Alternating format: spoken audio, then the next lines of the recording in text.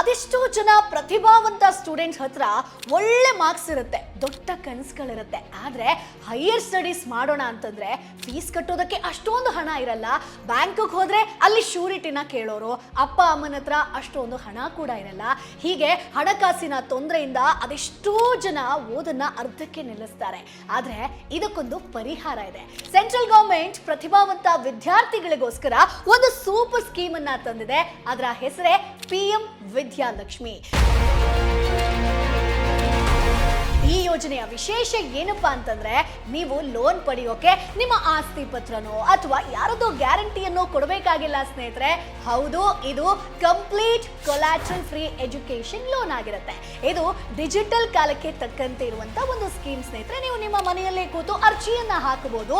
ಇಂಡಿಯಾದಲ್ಲಿರೋ top 860ಕ್ಕಿಂತ ಹೆಚ್ಚು ಹೆಸರಾಂತ ಶಿಕ್ಷಣ ಸಂಸ್ಥೆಗಳಲ್ಲಿ ನೀವು ಸೀಟನ್ನ ಪಡ್ಕೊಂಡಿದ್ರೆ ಸಾಕು, ಈ ಲೋನ್ ಅನ್ನ ನೀವು ತಗೋಬಹುದು. ಹಾಗಿದ್ರೆ ಏನಿದು ವಿದ್ಯಾಲಕ್ಷ್ಮಿ ಯೋಜನೆ? ಯಾರಿಗೆಲ್ಲ ಈ ಸಾಲ ಸಿಗುತ್ತೆ? ಎಷ್ಟು ಸಾಲ ಸಿಗುತ್ತಪ್ಪ? ಅಪ್ಲೈ ಮಾಡೋದು ಹೇಗೆ?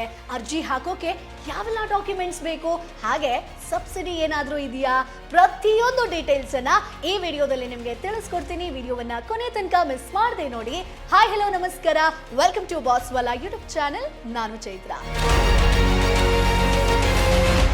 ಸ್ನೇಹಿತರೆ, ಮೊದಲನೇದಾಗಿ PM ವಿದ್ಯಾಲಕ್ಷ್ಮಿ ಯೋಜನೆ ಅಂದ್ರೆ ಏನು ಅಂತ ನೋಡೋಣ.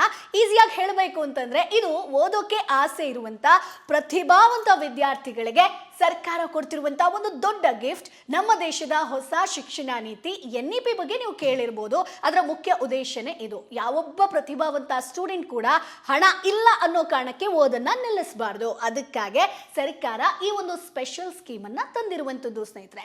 ನೀವು ಯಾವುದೇ ಹಳ್ಳಿಲಿರ್ಲಿ ಅಥವಾ ಪೇಟೆಯಲ್ಲಿರ್ಲಿ, ನಿಮ್ಮ ಹತ್ತಿರದ ಎಲ್ಲ ರೂರಲ್ ಬ್ಯಾಂಕ್ಗಳು ಅಂದ್ರೆ RRB, ಸರ್ಕಾರಿ ಬ್ಯಾಂಕ್ ಆಗಿರ್ಬೋದು, ಸಹಕಾರಿ ಬ್ಯಾಂಕ್ಗಳಲ್ಲಿ ಈ ಲೋನ್ ಸೌಲಭ್ಯ ಸಿಗುತ್ತೆ ಸ್ನೇಹಿತರೆ. ಹಾಗೆ ಸ್ನೇಹಿತರೆ, ಲೋನ್ ಸ್ಪೆಷಾಲಿಟಿ ಏನಪ್ಪಾ ಅಂತಂದ್ರೆ, ಮಾಮೂಲಿ ಲೋನ್ ಅನ್ನ ತಗೋಬೇಕು ಅಂತಂದ್ರೆ ಬ್ಯಾಂಕ್ನವ್ರು ಏನ್ ಹೇಳ್ತಾರೆ ಹೇಳಿ? ಏನಾದ್ರೂ ಅಡವಿಡಬೇಕು, ಯಾರಾದ್ರೂ ಶ್ಯೂರಿಟಿ ಕೊಡಿ ಅಂತ ಕೇಳ್ತಾರಲ್ವಾ? ಆದ್ರೆ ಈ ಸ್ಕೀಮ್ ನಲ್ಲಿ ಏನನ್ನು ಅಡವ್ ಇಡಬೇಕಾಗಿಲ್ಲ, ಯಾರದ್ದೋ ಶ್ಯೂರಿಟಿ ಬೇಕಾಗಿಲ್ಲ ಸ್ನೇಹಿತರೆ. ಅಪ್ಲೈ ಮಾಡೋದ್ರಿಂದ ಹಿಡಿದು ಲೋನ್ ಸ್ಯಾಂಕ್ಷನ್ ಆಗೋವರೆಗೂ ಎಲ್ಲವೂ ಕೂಡ ಆನ್ಲೈನ್ ಅಲ್ಲೇ ನಡೆಯುತ್ತೆ. ಸಖತ್ ಟ್ರಾನ್ಸ್ಪರೆಂಟ್ ಆಗಿದೆ ಸ್ನೇಹಿತರೆ.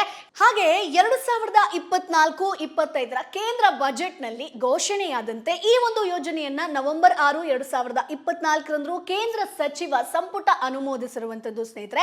ಬೇರೆ ಯಾವುದೇ ಸರ್ಕಾರಿ ಸೌಲಭ್ಯ ಸಿಗದ ಅರ್ಹ ಯುವಕರಿಗೆ ಸಹಾಯ ಮಾಡೋದು ಈ ಒಂದು ಯೋಜನೆಯ ಗುರಿ. ಈ ಯೋಜನೆ ಇತ್ತೀಚೆಗೆ 2024-30 ಅವಧಿಗೆ ವಿಸ್ತರಿಸಲ್ಪಟ್ಟಿದೆ. 2030 ತನಕ ಈ ಒಂದು ಯೋಜನೆಯ ಸದುಪಯೋಗವನ್ನ ಪ್ರತಿಯೊಬ್ಬ ಸ್ಟೂಡೆಂಟ್ಸ್, ಅರ್ಹ ಸ್ಟೂಡೆಂಟ್ಸ್ ಪಡ್ಕೊಳ್ಬಹುದು. ಸ್ನೇಹಿತರೆ, ಈಗ ಸಾಲದ ಪ್ರಮಾಣ ಹಾಗೆ ಬಡ್ಡಿ ರಿಯಾಯಿತಿ ಬಗ್ಗೆ ನೋಡೋಣ. ಈ ಪಾಯಿಂಟ್ ಅನ್ನ ಸ್ವಲ್ಪ ಗಮನವಿಟ್ಟು ಕೇಳಿ ಸ್ನೇಹಿತರೆ. ಡಿಟೇಲ್ ಆಗಿ ನಾನು ಹೇಳ್ತಾ ಹೋಗ್ತೀನಿ. ಈ ಯೋಜನೆಯಲ್ಲಿ ಗರಿಷ್ಠ ಸಾಲದ ಮೊತ್ತ ಬಂದು 10 ಲಕ್ಷ ರೂಪಾಯಿ ಇರುತ್ತೆ. ಇದಕ್ಕೆ ಬಡ್ಡಿ ದರ ಬಂದು ಬ್ಯಾಂಕ್ನ IBLR ಪ್ಲಸ್ 0.5% ಆಗಿರುತ್ತೆ. ನಿಮ್ಮ ಕುಟುಂಬದ ವಾರ್ಷಿಕ ಆದಾಯ 8 ಲಕ್ಷ ರೂಪಾಯಿ ಒಳಗಿದ್ರೆ ನೀವು ಪಡೆಯುವಂತಹ 10 ಲಕ್ಷ ರೂಪಾಯಿವರೆಗಿನ ಸಾಲದ ಮೇಲೆ 3% ಬಡ್ಡಿ ರಿಯಾಯಿತಿ ಸಿಗುತ್ತೆ ಸ್ನೇಹಿತರೆ. ಕುಟುಂಬದ ಆದಾಯ 4.5 ಲಕ್ಷ ರೂಪಾಯಿಗಿಂತ ಕಡಿಮೆ ಇದ್ರೆ ಪೂರ್ಣ ಬಡ್ಡಿ ವಿನಾಯಿತಿ ಸಿಗುತ್ತೆ ಸ್ನೇಹಿತರೆ. ಕಂಪ್ಲೀಟ್ ಡಿಸ್ಕೌಂಟ್ ಸಿಗುವಂಥದ್ದು. ಸಾಲ ಮಂಜೂರಾದ ದಿನದಿಂದ ಓದು ಮುಗಿದ ನಂತರ 1 ವರ್ಷದವರೆಗಿನ ಮೊರಟೋರಿಯಂ ಅವಧಿಯಲ್ಲಿ ಸಾಲ ಮರುಪಾವತಿ ಅಗತ್ಯ ಇರೋದಿಲ್ಲ. ಈ ನಂತರ ವಿದ್ಯಾರ್ಥಿಗಳಿಗೆ 15 ವರ್ಷಗಳ ಕಾಲಾವಕಾಶದಲ್ಲಿ ಸಾಲವನ್ನ ನೀವು ರಿಟರ್ನ್ ಆಗಿ ಮರುಪಾವತಿಯಾಗಿ ಮಾಡೋದಕ್ಕೆ ಅವಕಾಶ ಇರುತ್ತೆ. 1 ವರ್ಷ ನಿಮಗೆ ಮೊರಟೋರಿಯಂ ಪೀರಿಯಡ್ ಅಂತ ಸಿಗುತ್ತೆ. ಇನ್ನು ಈ ಯೋಜನೆಯ ಒಂದು ಅತ್ಯಂತ ಪ್ರಮುಖ ಅಂಶ ಅಂತಂದ್ರೆ, ಕುಟುಂಬದ ವಾರ್ಷಿಕ ಆದಾಯ ಎಷ್ಟೇ ಇದ್ರೂ ಕೂಡ ವಿದ್ಯಾರ್ಥಿಗಳು ಈ ಒಂದು ಯೋಜನೆ ಅಡಿಯಲ್ಲಿ ಶಿಕ್ಷಣ ಸಾಲವನ್ನ ಪಡೆಯೋದಕ್ಕೆ ಅರ್ಹರಾಗಿರ್ತಾರೆ. ಅಂದ್ರೆ ನೀವು ಶ್ರೀಮಂತ ಆಗಿರ್ಬೋದು ಅಥವಾ ಬಡ ಕುಟುಂಬದವರಾಗಿದ್ರೂ ಕೂಡ ಟಾಪ್ 860 ಶಿಕ್ಷಣ ಸಂಸ್ಥೆಗಳಲ್ಲಿ ಸೀಟ್ ಸಿಕ್ಕಿದ್ರೆ ಸಾಲಕ್ಕಾಗಿ ನೀವು ಅರ್ಜಿಯನ್ನ ಸಲ್ಲಿಸಬಹುದು. ನೀವು ರಿಚ್ ಫ್ಯಾಮಿಲಿಯಲ್ಲಿ ಇರ್ಬೋದು, ಯಾವುದ್ರಲ್ಲಿದ್ರೂ ಕೂಡ ನೀವು ಅರ್ಜಿಯನ್ನ ಸಲ್ಲಿಸಬಹುದು. ಸಾಲದ ಮೇಲಿನ ಬಡ್ಡಿಯಲ್ಲಿ ರಿಯಾಯಿತಿ ಬೇಕು ಅಂತಂದ್ರೆ ಮಾತ್ರ ಆದಾಯದ ಮಿತಿ ಇಲ್ಲಿ ನಿಮಗೆ ಅನ್ವಯ ಆಗುತ್ತೆ ಸ್ನೇಹಿತರೆ. ನಾನು ಆಗ್ಲೇ ಹೇಳಿದೆ ಎಷ್ಟೆಷ್ಟು ಅಂತ ಹೇಳ್ಕೊಂಡು.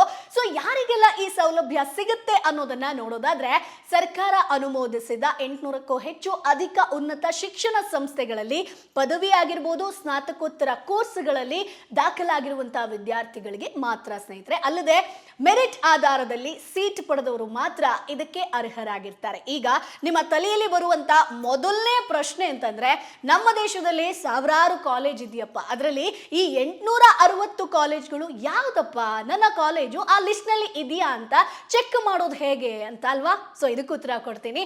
ಬಹಳ ಸಿಂಪಲ್ ಸ್ನೇಹಿತರೆ. ನೀವು ಗೂಗಲ್ ನಲ್ಲಿ ಹೋಗಿ ವಿದ್ಯಾಲಕ್ಷ್ಮಿ ಪೋರ್ಟಲ್ ಅಂತ ಸರ್ಚ್ ಮಾಡಿದ್ರೆ ಅಫಿಷಿಯಲ್ ವೆಬ್ಸೈಟ್ ನಿಮಗೆ ಸಿಗುತ್ತೆ. ಅಲ್ಲಿ ಲಿಸ್ಟ್ ಆಫ್ ರಿಜಿಸ್ಟರ್ಡ್ ಇನ್ಸ್ಟಿಟ್ಯೂಟ್ಸ್ ಅನ್ನುವಂತ ಒಂದು ಆಪ್ಷನ್ ಇದೆ ನೋಡಿ, ಅದ್ರ ಮೇಲೆ ಕ್ಲಿಕ್ ಮಾಡಿ. ಅದರ ಮೇಲೆ ಕ್ಲಿಕ್ ಮಾಡಿದ್ರೆ ನೀವು ಯಾವೆಲ್ಲ ಕಾಲೇಜ್ಗಳು ಈ ಯೋಜನೆಯ ಅಂಡರ್ ಅಲ್ಲಿ ಇದೆ ಅನ್ನುವಂಥದ್ದು ನಿಮಗೆ ಕ್ಲಿಯರ್ ಆಗಿ ಕಾಣಿಸುತ್ತೆ. ಅಲ್ಲೇ ನೀವು ನಿಮ್ಮ ಇನ್ಸ್ಟಿಟ್ಯೂಟ್ ಇದೆಯಾ ಅನ್ನುವಂಥದ್ದನ್ನ ಚೆಕ್ ಮಾಡ್ಬೋದು. ನಿಮ್ಮ ಕಾಲೇಜ್ ಈ ಲಿಸ್ಟ್ ನಲ್ಲಿ ಇಲ್ಲ ಅಂತಂದ್ರೆ ಗಾಬರಿ ಆಗಬೇಡಿ. ಯಾಕಂತಂದ್ರೆ ಪ್ರತಿ ವರ್ಷ ಈ ಲಿಸ್ಟ್ ಅಪ್ಡೇಟ್ ಆಗ್ತಾನೆ ಇರುತ್ತೆ. ನೀವು ಯಾವುದೇ ಆದಾಯ ವರ್ಗದವರಾಗಿದ್ರೂ ಕೂಡ ಸಾಲವನ್ನ ಪಡಿಬಹುದು ಸ್ನೇಹಿತರೆ. ಆದ್ರೆ ಬಡ್ಡಿ ರಿಯಾಯಿತಿ ಬೇಕು ಅಂತಂದ್ರೆ ಮಾತ್ರ ನಾವು ಈಗಾಗಲೇ ಹೇಳಿರುವಂತ ಆದಾಯದ ಮಿತಿ ನಿಮಗೆ ಒಂದು ಅನ್ವಯ ಆಗುವಂಥದ್ದು. ಸೊ ನೀವು ಆರಾಮ್ಸೆ ಲಿಸ್ಟ್ ಅಲ್ಲಿ ಚೆಕ್ ಮಾಡ್ಕೊಳ್ಬಹುದು ನಿಮ್ಮ ಕಾಲೇಜ್ ಇದೆಯಾ ಅಂತ. ಸೊ ಯಾರಿಗೆ ಈ ಯೋಜನೆ ಸಿಗಲ್ಲ ಅನ್ನೋದನ್ನ ಕೂಡ ನಾನು ಇಲ್ಲಿ ನಿಮಗೆ ಹೇಳ್ಬಿಡ್ತೀನಿ.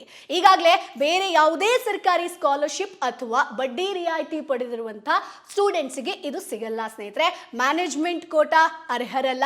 ಓದಿನ ಮಧ್ಯೆ ಡ್ರಾಪ್ ಔಟ್ ಆದ್ರೆ ಅಥವಾ ಕಾಲೇಜ್ನಿಂದ ವಜಾ ಆದ್ರೆ ಈ ಸೌಲಭ್ಯ ಕಟ್ ಆಗುತ್ತೆ. ಆದ್ರೆ ಮೆಡಿಕಲ್ ಎಮರ್ಜೆನ್ಸಿ ಕಾರಣದಿಂದ ಓದು ನಿಲ್ಲಿಸಿದ್ರೆ ಅಥವಾ ಸರಿಯಾದ ದಾಖಲೆಯನ್ನ ಇನ್ ಕೇಸ್ ನೀವು ಕೊಟ್ರಿ ಅಂತಂದ್ರೆ ನಿಮ್ಮ ಸೌಲಭ್ಯ ಮುಂದುವರಿಯುತ್ತೆ ಸ್ನೇಹಿತರೆ. ಈ ಯೋಜನೆಯ ಒಂದು ಸದುಪಯೋಗವನ್ನ ಪಡ್ಸ್ಕೊಳ್ಬಹುದು. ಸೊ ಮೇನ್ ಆಗಿ ನಿಮ್ಮನ್ನೇ ಒಂದು ಕಾಲೇಜಿಂದ ಆಚೆ ಹಾಕಿದ್ರು ಅಥವಾ ನಿಮ್ಗೆ ಏನಾದ್ರೂ ಒಂದು ಬ್ಯಾಕ್ ಗ್ರೌಂಡ್ ಇತ್ತು ಅಂತಂದ್ರೆ ಕಾಲೇಜಲ್ಲಿ ಏನಾದ್ರೂ ಗಲಾಟೆ ಅದು ಇದು ಅಂತ ಹೇಳ್ಕೊಂಡು ವಜಾ ಮಾಡಿದ್ರು ಅಂತಂದ್ರೆ ಇದರ ಒಂದು ಸದುಪಯೋಗವನ್ನ ನೀವು ಪಡ್ಕೊಳ್ಳೋದಕ್ಕೆ ಸಾಧ್ಯ ಇಲ್ಲ. ಆಲ್ರೆಡಿ ನೀವು ಸದುಪಯೋಗವನ್ನ ಪಡ್ಕೊಂಡಿದ್ರೆ ಅದು ಕೂಡ ಇಲ್ಲಿ ನಿಮಗೆ ಡಿಸ್ಕಂಟಿನ್ಯೂ ಆಗುತ್ತೆ. ಸೊ ಹಾಗಾಗಿ ಇದನ್ನ ಕೂಡ ಚೆಕ್ ಮಾಡ್ಕೊಳ್ಬೇಕು. ಇಂಥ ಒಂದು ನಾನು ಎಷ್ಟು 4 ರಿಂದ 5 ಪಾಯಿಂಟ್ಸ್ ಹೇಳಿದ್ನಲ್ಲ, ಸೊ ಇಂಥ ಒಂದು ಅಭ್ಯರ್ಥಿಗಳಿಗೆ ಅಥವಾ ಇಂಥ ಸ್ಟೂಡೆಂಟ್ಸ್ಗೆ ಅರ್ಜಿಯನ್ನ ಸಲ್ಲಿಸೋದಕ್ಕೂ ಆಗಲ್ಲ. ಸೊ ಇನ್ ಕೇಸ್ ಸಲ್ಲಿಸಿದ್ರು ಕೂಡ ಅದು ಅಪ್ರೂವ್ ಆಗಲ್ಲ. ಸೊ ಈಗ ಮೇನ್ ಪಾಯಿಂಟ್ಗೆ ಬರೋಣ. ಇದಕ್ಕೆ ಅರ್ಜಿ ಸಲ್ಲಿಸೋದು ಹೇಗೆ ಅಂತ ನೀವೆಲ್ಲರೂ ಕೂಡ ವೇಟ್ ಮಾಡ್ತಾ ಇರಬಹುದು. ಸೊ ಮೇನ್ ಆಗಿ ಇದು ಫುಲ್ ಡಿಜಿಟಲ್ ಪ್ರಕ್ರಿಯೆ ಆಗಿರುತ್ತೆ. ನೀವು ಎಲ್ಲೂ ಕೂಡ ಅಲಿಯೋ ಅಗತ್ಯ ಇಲ್ಲ. ಬಟ್ ಡಾಕ್ಯುಮೆಂಟ್ಸ್ ಅನ್ನ ಕರೆಕ್ಟ್ ಆಗಿ ಇಟ್ಕೊಳ್ಬೇಕಾಗತ್ತೆ. ಸೊ ಸ್ನೇಹಿತರೆ, ಮೊದಲು ನಾನು ಹೇಳ್ತೀನಿ, ವಿದ್ಯಾಲಕ್ಷ್ಮಿ ಪೋರ್ಟಲ್ಗೆ ನೀವು ಭೇಟಿ ನೀಡಬೇಕಾಗತ್ತೆ. ಸೊ ಚಾನಲ್ ನಲ್ಲಿ ನಿಮಗೆ ಈ ವಿಡಿಯೋದಲ್ಲಿ ಲಿಂಕ್ ಹಾಕಿರ್ತೀನಿ. ಸೊ ಡಿಸ್ಪ್ಲೇ ಆಗ್ತಾ ಇದೆಯಲ್ವಾ, ಇದನ್ನ ನೀವು ಕ್ಲಿಕ್ ಮಾಡಬೇಕು. ಅಲ್ಲಿ ನ್ಯೂ ಯೂಸರ್ ಮೇಲೆ ಕ್ಲಿಕ್ ಮಾಡಿ ನಿಮ್ಮ ಹೆಸರು, email, mobile number, Aadhaar card ವಿವರವನ್ನ ಕೊಟ್ಟು ಒಂದು ಸೈನ್ ಇನ್ ಆಗಬೇಕಾಗತ್ತೆ. ಸೊ ರಿಜಿಸ್ಟರ್ ಆದ್ಮೇಲೆ ಲಾಗಿನ್ ಆಗಿ ಲೋನ್ ಅಪ್ಲಿಕೇಶನ್ ಸೆಕ್ಷನ್ಗೆ ನೀವು ಹೋಗಬೇಕಾಗತ್ತೆ. ಸೊ ಅಲ್ಲಿ ಕ್ಲಿಕ್ ಮಾಡಿ ನಿಮ್ಮ ವೈಯಕ್ತಿಕ ವಿವರ ಆಗಿರ್ಬೋದು, ಕೋರ್ಸ್ ಆಗಿರ್ಬೋದು, ಹೆಸರಾಗಿರ್ಬೋದು, ಕಾಲೇಜ್ ವಿವರವನ್ನ ಕಂಪ್ಲೀಟ್ ಎಂಟ್ರಿ ಮಾಡಬೇಕಾಗತ್ತೆ.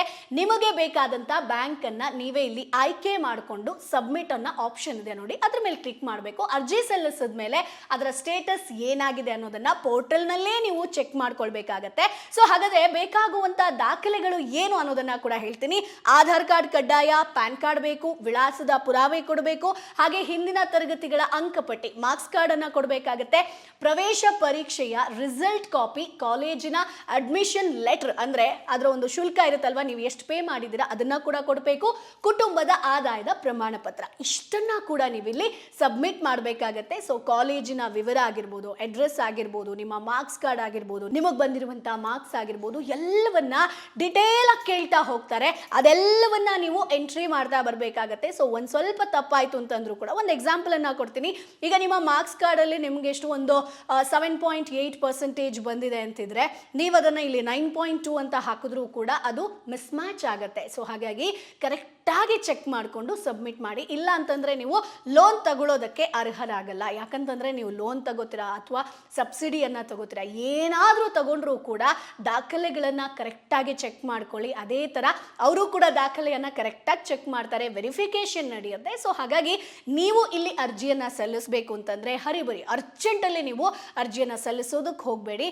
ತುಂಬಾ ಪೇಷನ್ಸ್ ಇಂದ ಟೈಮ್ ಅನ್ನ ಮಾಡಿಕೊಂಡು ಅರ್ಜಿಯನ್ನ ಸಲ್ಲಿಸಿ. ಆಗ ಖಂಡಿತ ನಿಮಗೆ ಲೋನ್ ಸಿಗುವಂತ ಚಾನ್ಸಸ್ ಹೆಚ್ಚಿರುತ್ತೆ.